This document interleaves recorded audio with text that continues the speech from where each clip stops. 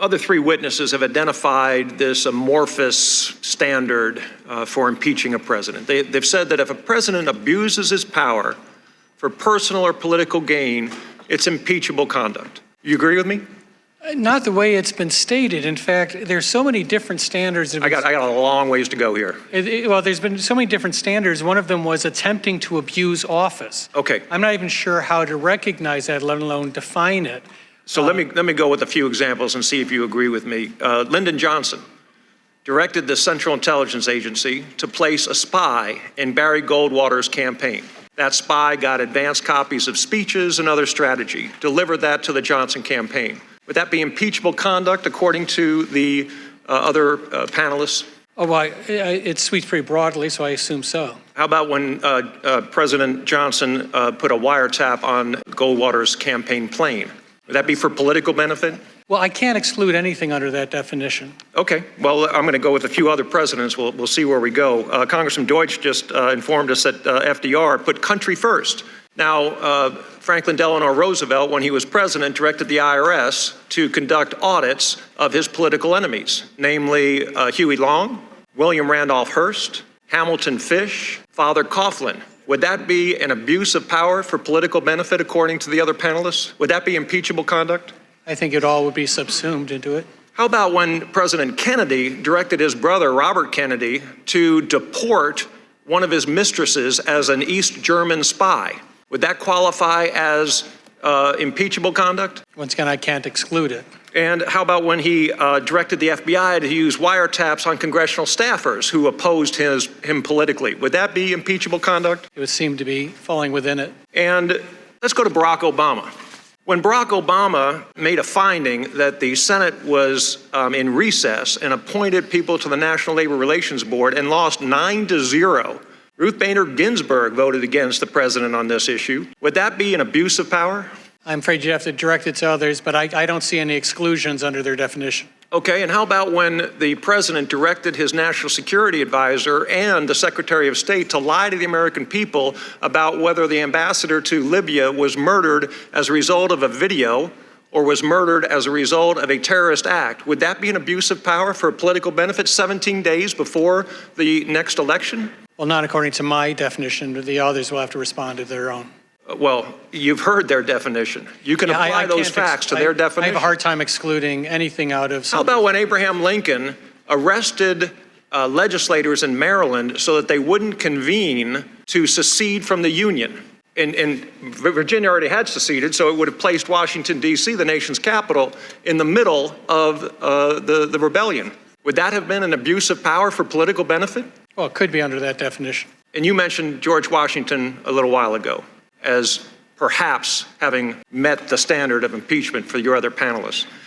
In fact, let me ask you something, Professor Turley. Can you name a single president in the history of the United States, save President Harrison, who died 32 days after his inauguration, that would not have met the standard of impeachment for our friends here? I would hope to God James Madison would escape. Otherwise, a lifetime of academic work would be shredded. Once again, I can't exclude many of these acts. Isn't what you and I and many others are afraid of is that the standard that your friends to the right of you, and not politically, but to the right of you sitting on there, that your friends have decided that the bar is so low that when we have a Democrat president in office and a Republican House and a Republican Senate, we're going to be going through this whole scenario again in a way that really puts the country at risk. Thank you. Well, when your graphic says in your ABCs that your B is betrayal of national interest, I would simply ask, do you really want that to be your standard? Now, isn't the difference, Professor Turley, that some people live in an ivory tower and some people live in a swamp? And those of us that are in the swamp are doing our very best for the American people, but it's not pretty. Actually, I live in an ivory tower in a swamp because I'm at GW, but and it's not so bad. The will of the American people also elected Donald Trump to be the president of the United States in the 2016 election, and there's one party that can't seem to get over it. Now, we understand the fact that in 2018, you took the House of Representatives, and we haven't spent our time during your tenure in power trying to remove the Speaker of the House, trying to delegitimize your ability to govern. Frankly, we'd love to govern with you. We'd love to pass USMCA. We'd love to put out a helping hand to our seniors and lower prescription drug prices. It's the will of the people you ignore when you continue down this terrible road of impeachment. Professor Gohmert, you gave money to Barack Obama, right? My family did, yes. 4 times? That sounds about right. Yes. Mr. Chairman, I have a series of unanimous consent requests relating to Professor Feldman's work. The first, Noah Feldman, Trump's wiretap tweets raise risk of impeachment. Gentleman will suspend. My time. We'll take that time off. Has the gentleman submitted? Have we seen those? That material? We can provide it to you, as is typical for unanimous. And we'll consider the unanimous consent request later after we review the material. Very well. Thank you. The gentleman may continue. Thank you, Mr. Chairman. Mr. Feldman wrote articles entitled, "Trump's wiretap tweets raise risk of impeachment." He then wrote, "Mar-a-Lago ad belongs in impeachment file." And then Mr. Jake Flanagan wrote in Quartz, a Harvard law professor thinks Trump could be impeached over fake news accusations. My question, Professor Feldman, is since you seem to believe that the basis for impeachment is even broader than the basis that my Democrat colleagues have laid forward, do you believe you're outside of the political mainstream on the question of impeachment? I believe that impeachment is warranted whenever the president abuses his power for personal benefit or to corrupt the democratic process. Did you write an article entitled, "It's hard to take impeachment seriously now"? Yes, I did write that article. And in that article, did you write, hold on, I'm limited on time, sir. I wrote did you that write, article. since the 2018 midterm election, House Democrats have made it painfully clear that discussing impeachment is primarily or even exclusively a tool to weaken President Trump's chances in 2020. Did you write those words? Until this call in July 25th, I was an impeachment skeptic. The call changed my mind, sir, and for good reason. Thank you. I appreciate your testimony. Professor Karlan, you gave $2,000, or you gave $1,000 to Elizabeth Warren, right? I believe so. You gave $1,200 to Barack Obama? I have no reason to question that. And you gave $2,000 to Hillary Clinton? That's correct. Why so much more for Hillary than the other two? Because I've been giving a lot of money to charity recently because of all of the poor people in the United States. Well, those aren't the only folks you've been given to. Now, have you ever been on a podcast called Versus Trump? I think I was on a live panel that the people who ran the podcast called Versus Trump. On that, do you remember saying the following? Liberals tend to cluster more. Conservatives, especially very conservative people, tend to spread out more. Perhaps because they don't even want to be around themselves. Did you say that? Yes, I did. Do you understand how that reflects contempt on people who are conservative? No, what I was talking about there was the natural tendency, if you put the quote in context, the natural tendency of a compactness requirement to favor a party whose voters are more spread out. Well, and I do not have contempt hold on. for conservatives. I'm very limited on time, Professor. And so I just have to say, when you talk about how liberals want to be around each other and cluster, and conservatives don't want to be around each other, and so they have to spread out, it makes people, you may not see this from, like the ivory towers of your law school, but it makes actual people in this country feel like, excuse me, you don't get to interrupt me on this time. Now, let me also suggest that when you invoke the president's son's name here, when you try to make a little joke out of referencing Barron Trump, that does not lend credibility to your argument. It makes you look mean. It makes you look like you're attacking someone's family, the minor child of the President of the United States. So let's see if we can get into the facts. To all of the witnesses, if you have personal knowledge of a single material fact in the Schiff report, please raise your hand. And let the record reflect. No personal knowledge of a single fact. And you know what? That continues on the tradition that we saw from Adam Schiff, where Ambassador Taylor could not identify an impeachable offense. Mr. Kent never met with the president. Fiona Hill never heard the president reference anything regarding military aid. Mr. Hale was unaware of any nefarious activity with aid. Colonel Vindman even rejected the new Democrat talking point that bribery was invoked here. Ambassador Volker denied that there was a quid pro quo, and Mr. Morrison said there was nothing wrong on the call. The only direct evidence came from Gordon Sondland, who spoke to the President of the United States, and the President said, "I want nothing. No quid pro quo." And you know what? If wiretapping a political opponent's an Gentleman impeachable Simon's- offense, I look forward to reading that Gentleman's time has Inspector General's expired. report, because maybe it's a different president we should be impeaching. Gentlemen's I want to apologize for what I said earlier about the president's son. It was wrong of me to do that. I wish the president would apologize, obviously, for the things that he's done that's wrong, but I do regret having said that. You said, I'm not a supporter of President Trump. I voted against him in 2016, and I have previously voted for Presidents Clinton and Obama. But despite your political preferences and persuasions, you reached this conclusion. The current legal case for impeachment is not just woefully inadequate, but in some respects dangerous as the basis for impeachment of an American president. So let me start by commending you for being the kind of example of what hopefully everyone on this committee will do as we approach the task that we have of determining whether or not there were any impeachable offenses here.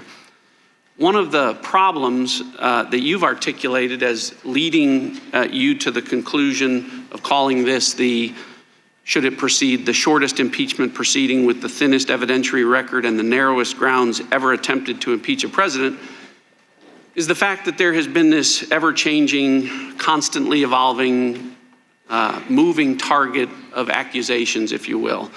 The July 25th phone call started out as an alleged quid pro quo and briefly became an extortion scheme, a bribery scheme. I think it's back to quid pro quo. Now, besides pointing out that both Speaker Pelosi and Chairman Schiff waited until almost every witness had been deposed before they even started to use the term bribery, I think you've clearly articulated why you think the definitions that they have used publicly are flawed, if not unconstitutional, both in the 18th century or in the 21st century. But would you agree with me that bribery under any valid definition requires that a specific quid pro quo be proven? Yes, more importantly, the Supreme Court has focused on that issue, as well as what is the definition of a quid pro quo. So if military aid or security assistance is part of that quid pro quo, where in the July 25th transcript does President Trump ever suggest that he intends to withhold military aid for any reason? He doesn't. And that's the reason we keep on hearing the words circumstantial and inferential. And that's what is so concerning, is that those would be appropriate terms. It's not that you can't have a circumstantial case. Those would be appropriate terms if these were unknowable facts.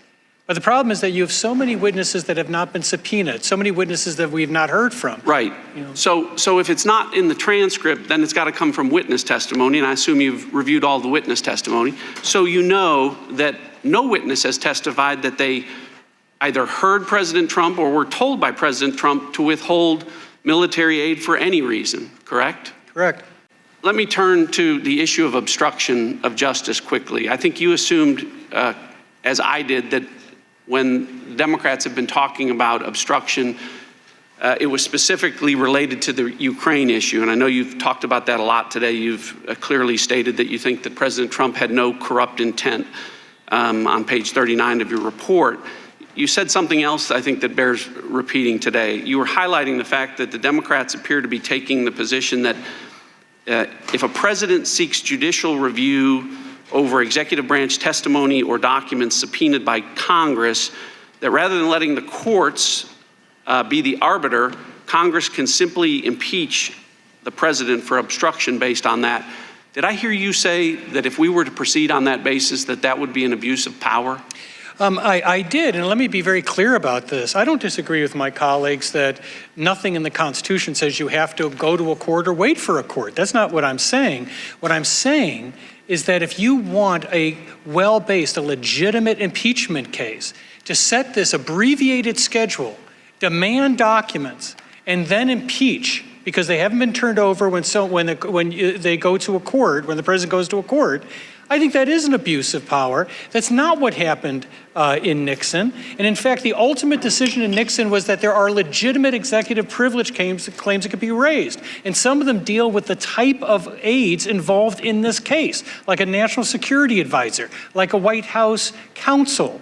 And so the concern here is not that that you can't ever impeach a president unless you go to court. It's just that you shouldn't when you have time to do it. So if I were to summarize your testimony, no bribery, no extortion, no obstruction of justice, no abuse of power. Is that fair? Not on this record. I've only been in Congress since January of this year, and on the very first day of my swearing in, a Democrat in my class called for the impeachment of the president on day one, using much more colorful language than I would ever use. Since then, this committee focused on the Mueller report and the Russia collusion theory. We all sat and listened to Mr. Mueller state unequivocally that there was no evidence that the Trump campaign colluded with Russia. So that didn't work for the Democrats. So they then changed their talking points and moved to the obstruction of justice theory, that the president obstructed justice. Then that fizzled. Then after coordinating with Chairman Schiff's staff, a whistleblower filed a complaint based completely on hearsay and overhearing other people that weren't on a phone call talk about a phone call between two world leaders, which led to the Intel Committee so-called impeachment inquiry, which violated all past historical precedent, denied the president basic due process rights and fundamental fairness by conducting the so-called inquiry in secret, without the minority's ability to call witnesses, and denied the president the ability to have his lawyers cross-examine witnesses, a right afforded to President Clinton and every defendant in our justice system, including rapists and murderers. The Republicans on this committee have repeatedly requested all evidence collected by the Intel Committee. As we sit here today, we still don't have the underlying evidence that we've been requesting. Again, a right afforded every criminal defendant in the United States. So instead, we sit here getting lectures from law professors about their opinions, not facts. I guess the Democrats needed a constitutional law refresher course. The Republicans don't. Mr. Chairman, you have acknowledged, and I quote, the House's, quote, power of impeachment demands a rigorous level of due process. Due process means the right to confront witnesses against you, to call your own witnesses, and to have the assistance of counsel. Those are your words, Mr. Chairman, not mine. What are you afraid of? Let the minority call witnesses. Let the president call witnesses. Clinton alone called 14 witnesses to testify. Let the president's counsel cross-examine the whistleblower. Let the president's counsel cross-examine the Intel staff who colluded with the whistleblower. In your own words, those are the rights that should be afforded to the president. Rights every criminal defendant is afforded. Even terrorists in Iraq were afforded more due process than you and the Democratic majority have afforded the president. I know, because I served in Iraq, and I prosecuted terrorists in Iraq, and we provided terrorists in Iraq more rights and due process in the Central Criminal Court of Iraq than you and Chairman Schiff have afforded the President of the United States. No collusion, no obstruction, no quid pro quo, no evidence of bribery except opinion, no evidence of treason, no evidence of high crime or misdemeanors. We have a bunch of opinions from partisan Democrats who have stated from day one that they want to impeach the president, and not on this theory, but on multiple other different theories. The American people are smarter than your ABCs of impeachment that you've had on the screen that were laid out today. And it's extremely demonstrative of your lack of evidence, giving you called law professors to give their opinions and not fact witnesses to give their testimony today to be cross-examined and the rights afforded to the President of the United States. Mr. Chairman, when can we anticipate that you will choose a date for the minority day of hearings? Mr. Chairman, I'm asking you a question. When can we anticipate that you will choose a date for the minority day of hearings? The gentleman is recognized for the purpose of questioning the witnesses, not for colloquy with colleagues. This just keeps getting more amazing. I think we just put in the jury pool the founding fathers and said, what would they think? I don't think we have any idea what they would think, in all due respect, because of the different times, the different things we've talked about, but also to in some way insinuate on a live mic with a lot of people listening that the founding fathers would have found President Trump guilty is just simply malpractice with these facts before us. That is just simply pandering to a camera. That is simply just not right. I mean, this is amazing. We can disagree. What's amazing on this committee is we don't even disagree on the facts. We cannot even find a fact right now where it is not going through the public testimony and also even the transcripts and all. It is not. Mr. Turley, are we going to deputize somebody between now and the founders into the jury pool here? Well, first of all, only I will speak for James Madison. No, we all will speak for James Madison with about the same level of accuracy. It's a form of necromancy that academics do all the time, and that's what we get paid for. But I just want to note a couple things. First of all, I do find it rather surprising that you would have George Washington in this jury pool. I would strike him for cause. George Washington was the first guy to raise extreme executive privilege claims. He had a rather robust view of what a president could say. If you were going to make a case to George Washington that you could impeach over a conversation he had with another head of state, I expect his hair, his powdered hair, would catch on fire. Also, I just want to know one other thing. I am impressed with carrying an 18th century copy of Samuel Johnson with you. No, it's just the online version. It's just the online version. You, as an academic, I was pretty darn impressed. I just want to note one thing which may explain part of our difference. The statutes today on bravery are written broadly, just like they were back then. That was my point. The meaning of those words are subject to interpretation. They're written broadly because they don't want them to be too narrow. That was the case in the 18th century as they are today. But the idea that bad practices could be the definition of bribery, really? I mean, is that what you get from the Constitutional Convention, that bad practices? Is that why Mason wanted to put in maladministration? Because bad practices is not broad enough? This is where I disagree. Now, the other thing that I just wanted to note is, and I have so much respect for Noah, and I'm going to just disagree on this point. I feel it is a rather circular argument to say, well, the Constitution is law. Upon that, we are in agreement. But the Constitution refers to a crime. To say, well, you can't trump the Constitution because it defines the crime. It doesn't define the crime. It references the crime. Now, the examples were given during the Constitutional Convention, and those do not comport with bad practices. They comport with real bribery. But to say that the Supreme Court's decision on what constitutes bribery is somehow irrelevant is rather odd. What the Constitution contains is a reference to a crime, and then we have to decide if that crime has been committed. Well, and I think one of the things that came out just a second ago was also this discussion of, and we had this discussion earlier about, is it the presidential prerogative and also members of the president's cabinet to assert privileges and rights. And we talked about the Fast and Furious with President Obama. Remember, Attorney General Holder was held in contempt by this body for withholding and not complying with subpoenas. I mean, you just can't pick and choose history here with what you want to have. But I think also you just made a statement, and it was brought up earlier, talking about bad practice. It is also the law of the land that we are supposed to ensure that countries given aid are not corrupt. And I think this is also something that's missing from this discussion as well. If the president has had a long-seated distrust of foreign companies, especially Ukraine and others, with a history of corruption. I made this statement earlier. It's in the report from the HIPSI side on our side. 68% of those polled in the Ukraine over the previous year had bribed a public official. Ukraine had corruption issues. It came back from the Obama administration, came through the Trump administration, and our rule is that they have to actually look at the corruption before giving taxpayer dollars. The president was doing that, and now it has been blown up because we've now found in this hearing today, facts really don't matter if we're trying to fit it into a law or fit it into a breaking of rule that we want to impeach on.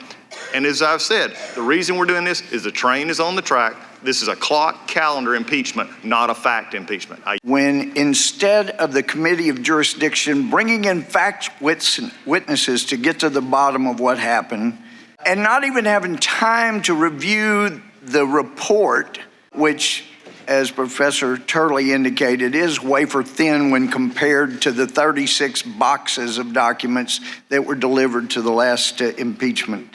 Then to start this hearing with the chairman of the committee saying that the facts are undisputed, the only thing that is disputed more than the facts in this case is the statement that the facts are undisputed. They are absolutely disputed, and the evidence is a bunch of hearsay on hearsay that if anybody here had tried cases before of enough magnitude, you would know you can't rely on hearsay, but we have experts who know better than the accumulated experience of the ages. So here we are, And I would submit we need some factual witnesses. We do not need to receive a report that we don't have a chance to read before this hearing.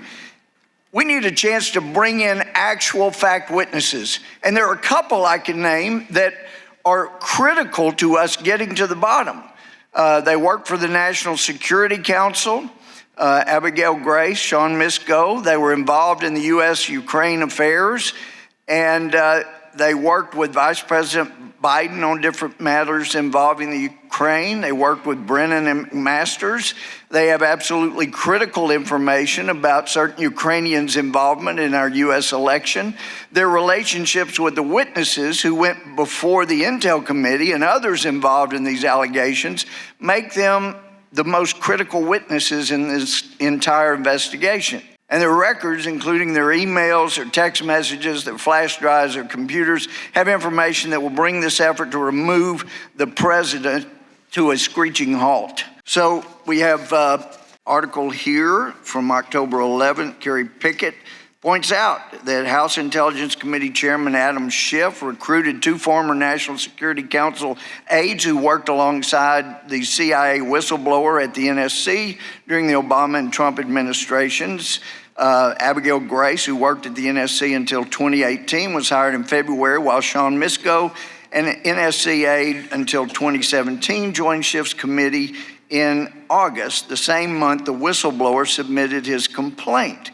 And goes on to point out that Grace was hired to help Schiff's committee investigate the Trump White House. That month, Trump accused Schiff of stealing people who were working at the White House. Chairman Schiff said, if the president's worried about our hiring any former administration people, maybe he should work on being a better employer. No, he should have fired everybody, just like Bill Clinton did, all the U.S. attorneys on the same day. That would have saved us a lot of what's going on here. So anyway, we need those 2 witnesses. They're critical. And then we also need someone who is a CIA detail lead at the Ukraine NSC desk. State Department FOIA shows that he was at an Italy state luncheon. There's Italy ramifications in the last elections. He speaks Arabic and Russian, reported directly to Charles Kupchan, who's a friend of the Clintons' aide, Sid Blumenthal. He did policy work for Ukraine corruption, close continuous contact with the FBI state Ukrainian officials, collateral duty to support Vice President Biden. And Biden was Obama's point man on Ukraine. He's associated with DNC operative Ali Chalupa, who we also need. Met with her November 9, 2015 with the Ukrainian delegation. There's all kinds of reasons we need these 3 witnesses, and I would ask, pursuant to Section 4 House Resolution 660, ask our ranking member to submit the request for these 3 witnesses, because we're not having a factual hearing until we have these people that are at the bottom of every fact of this investigation. Pretty clear to me that no matter what questions we ask these 4 witnesses here today, and no matter what their answers are, that most, if not all, of the Democrats on this committee are going to vote to impeach President Trump. That's what their hardcore Trump-hating base wants, and they've wanted that since the president was elected 3 years ago. In fact, when Democrats took over the House, one of the first things that they did was introduce articles of impeachment against President Trump, and that was way before President Trump and the Ukrainian President Zelensky ever had their famous phone call, whether it was perfect or not. Now, today, we're undertaking a largely academic exercise instead of hearing from fact witnesses like Adam Schiff or Hunter Biden, but we're not being permitted to call those witnesses. It would seem that since Schiff, for example, misled the American people on multiple occasions, common sense and basic fairness would call for Schiff to be questioned about those things, but we can't.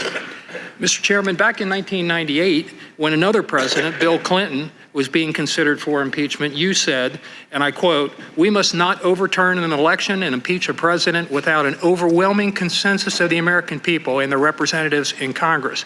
You also said, quote, there must never be a narrowly voted impeachment or an impeachment substantially supported by one of the major political parties and largely opposed by the other. You said such an impeachment would lack legitimacy, would produce divisiveness and bitterness in our politics for years to come, and will call into question the very legitimacy of our political institutions. That's what you said back then, Mr. Chairman. Well, what you said should never happen, that we should never do, is exactly what you're doing now, moving forward without a consensus and impeachment by one major party that's opposed by the other. And it's almost certain that it's going to result in the very divisiveness and bitterness that you so accurately warned us about back then. Mr. Chairman, a couple more quotes from a very wise Jerry Nadler from about 2 decades ago.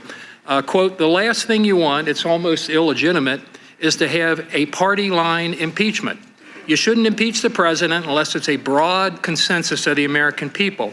Those were wise words, Mr. Chairman, but you're not following them today. And finally, again, your words back then, the issue in a potential impeachment is whether to overturn the results of a national election, the free expression of the popular will of the American people. That is an enormous responsibility and an extraordinary power. It is not one we should exercise lightly. It is certainly not one which should be exercised in a manner which either is or would be perceived by the American people to be unfair or partisan, unquote. Again, Mr. Chairman, those things that you warned against then are exactly what you and your Democratic colleagues are doing now. You're about to move forward with a totally party line impeachment. That is clearly not a broad consensus of the American people.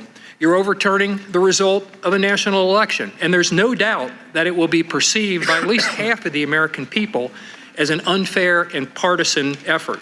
You seem bound and determined to move forward with this impeachment, and the American people deserve better. I get it. Democrats on this committee don't like this president. They don't like his policies. They don't like him as a person. They hate his tweets.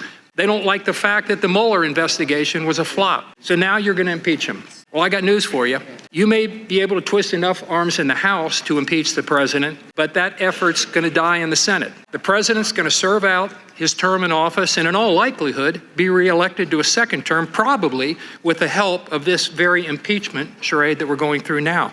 And while you're wasting so much of Congress's time and the American people's money on this impeachment, there are so many other important things that are going undone.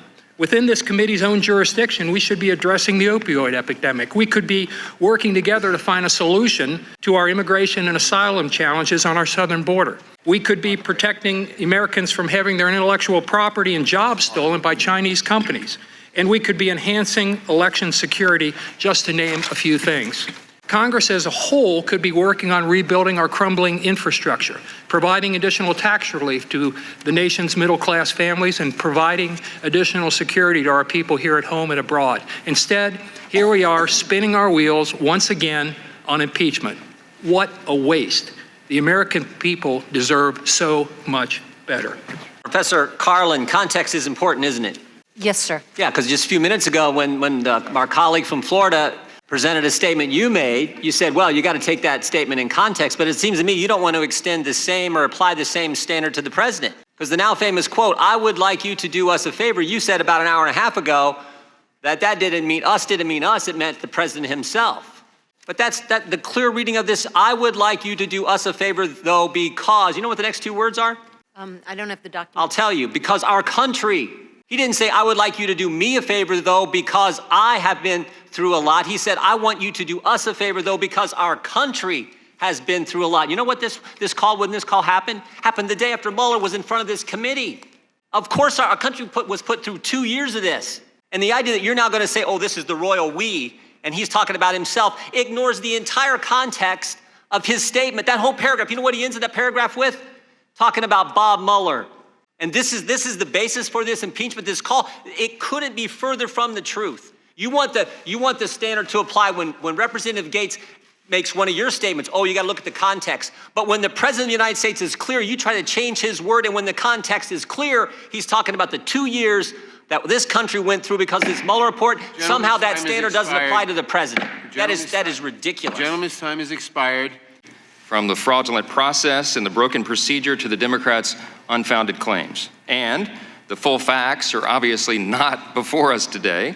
We've been allowed no fact witnesses here at all. For the first time ever, this committee, which is the one in Congress that has the actual jurisdiction over impeachment, is being given no access to the underlying evidence that Adam Schiff and his political accomplices claim supports this whole charade. This is just a shocking denial of due process. And I want to say to our witnesses, I'm also a constitutional law attorney, and under normal circumstances, I really would greatly enjoy an academic discussion with you, a debate about the contours of Article 2, Section 4. But that would be an utter waste of our time today, because as has been highlighted so many times this morning, this whole production is a sham and a reckless path to a predetermined political outcome. And I want you to know it's an outcome that was predetermined by our Democrat colleagues a long time ago. The truth is, House Democrats have been working to impeach President Donald J. Trump since the day he took his oath of office. Over the past 3 years, they've introduced 4 different resolutions seeking to impeach the president. Almost exactly 2 years ago, as one of the graphics up here shows,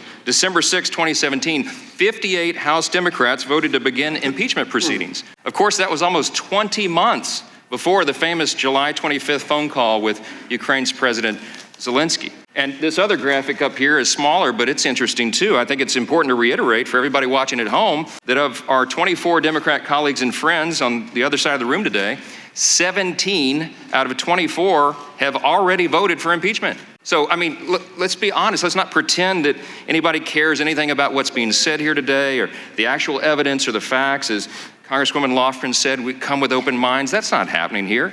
So much for an impartial jury. Several times this year, leading Democrats have frankly admitted in various interviews and correspondence that they really believe this entire strategy is necessary because, why? Because they want to stop the president's reelection. Even Speaker Pelosi said famously last month that, quote, it is dangerous to allow the American people to evaluate his performance at the ballot box. Speaker Pelosi has it exactly backwards. What is dangerous here is the precedent all this is setting for the future of our republic. I love what Professor Turley testified to this morning. He said, this is simply not how the impeachment of a president is done. His rhetorical question to all of our colleagues on the other side is still echoing throughout this chamber. He asked you to ask yourselves, where will this and where will you stand next time when this same kind of sham impeachment process is initiated against a president from your party?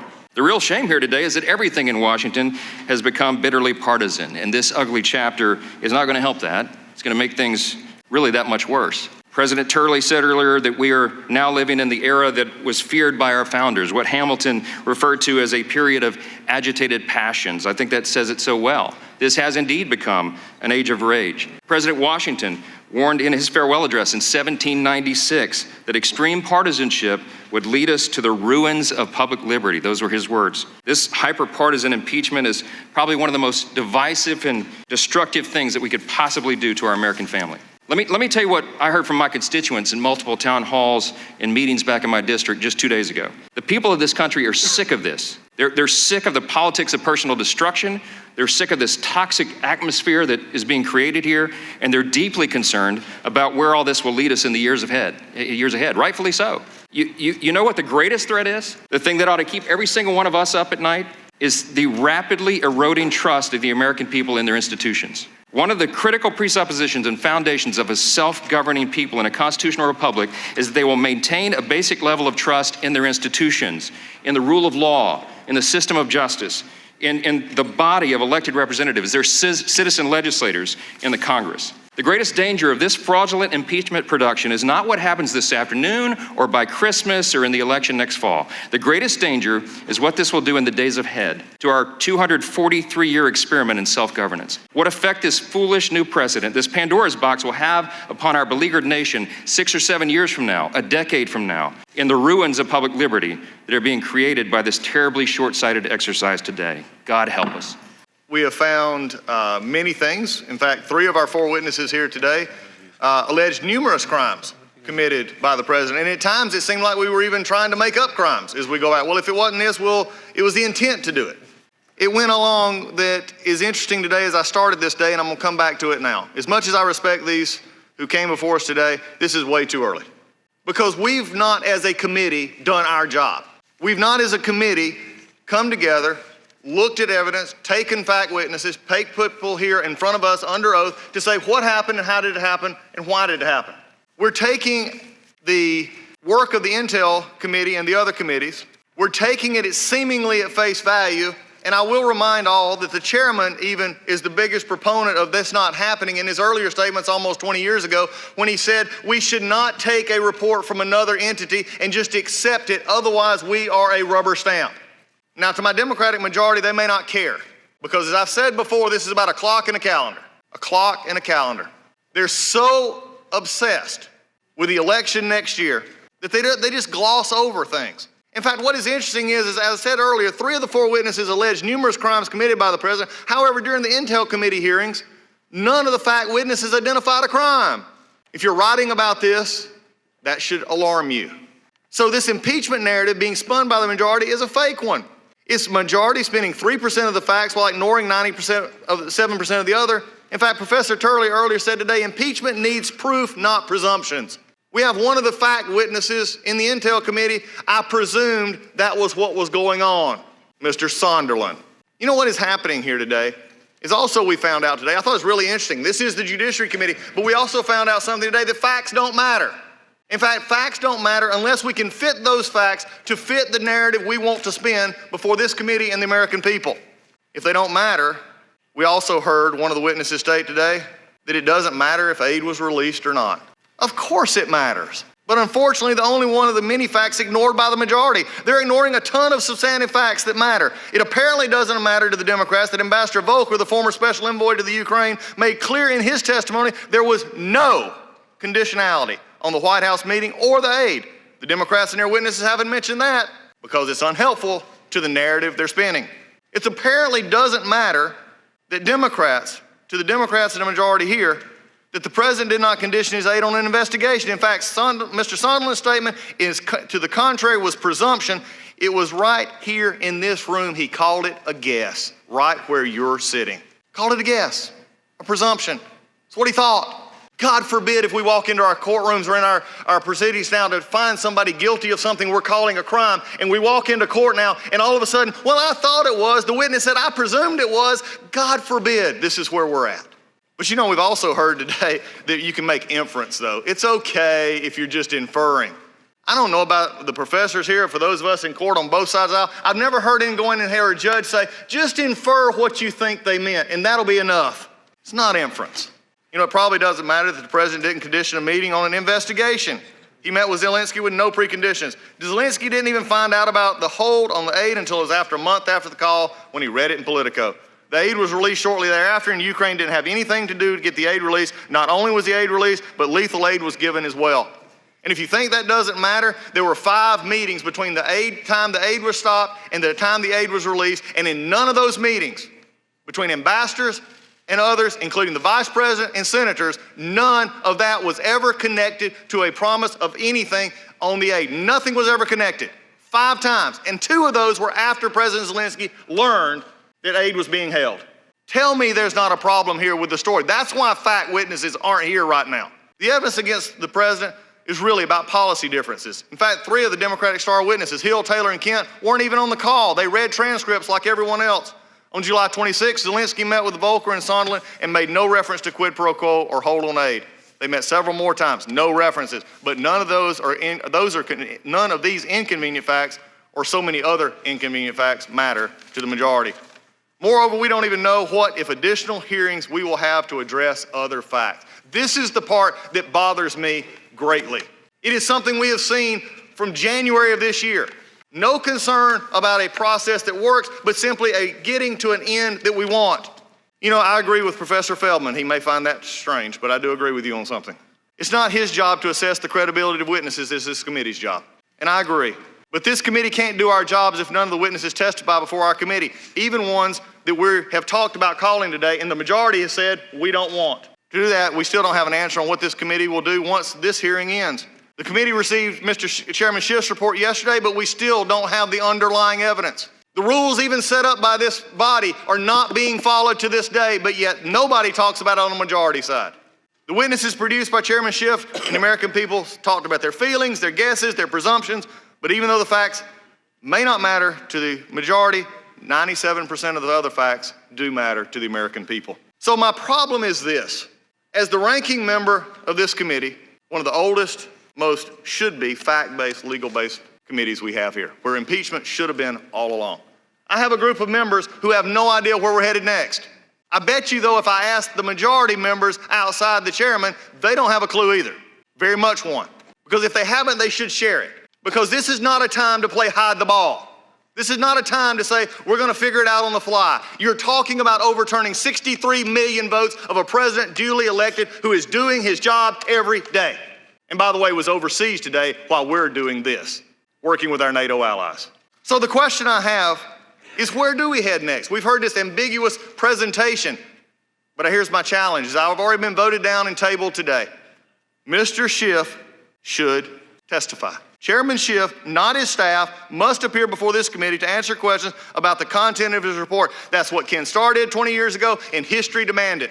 I told the chairman just a while ago and a couple of weeks ago when we were doing a markup, I said, Mr. Chairman, the history lights are on us. It is time that we talk and share how we're going forward. I'm still waiting for answers. So, Mr. Chairman, as we look ahead, as the Democratic majority promised that this was going to be a fair process when it got to judiciary for the president and others. The president, and you may say he could have come today, what would have this done? Nothing. There's no fact witnesses here, nothing to rebut. In fact, it's been a good time just to see that really nothing came of it at the end of the day. So why should he be here? Let's bring fact witnesses in. Let's bring people in because as you said, Mr. Chairman, you said, your words, we should never on this committee accept our entity giving us a report and not investigate it ourselves. Undoubtedly, we're well on our way to doing that because of a calendar and a clock. So, Mr. Chairman, I know you're about to give a statement and they've worked on it and you've worked on it very hard, I'm sure. But I want, before you gavel this hearing, before you start your statement, before you go any further, I would like to know two things. Number one, when do you plan on scheduling our minority hearing day? And number two, why or when are we actually going to have real witnesses here that are fact witnesses in this case? When? Or what you said many years ago has faded just like the leaves in fall. I don't really care anymore that somebody else gives us a report. Undoubtedly, Chairman Schiff is chairman over everything with impeachment, and he doesn't get to testify. He's going to send a staff member. But I don't even know if we're going to have a hearing past that to figure out anything that's been going on. So my question as I started out today is, where is fairness? It was promised, it's not being delivered. The facts talked about were not facts delivered. This president, as facts were given, did nothing wrong, nothing to be impeached, and nothing for why we're here. And in the words of one of our witnesses, Mr. Turley, if you rush through this, you do it on flimsy grounds. The American people will not forget the light of history. So today, before you give your opening statement, or your closing statement, before you get to this time, my question is will you talk to this committee? You're chairman. You hold a very prestigious role. Will you let us know where we're going? Or are we going to adjourn from here after you sum up everything, saying that they all did good, and go out from here, we're still wondering? The lights are on. It's time to answer the question.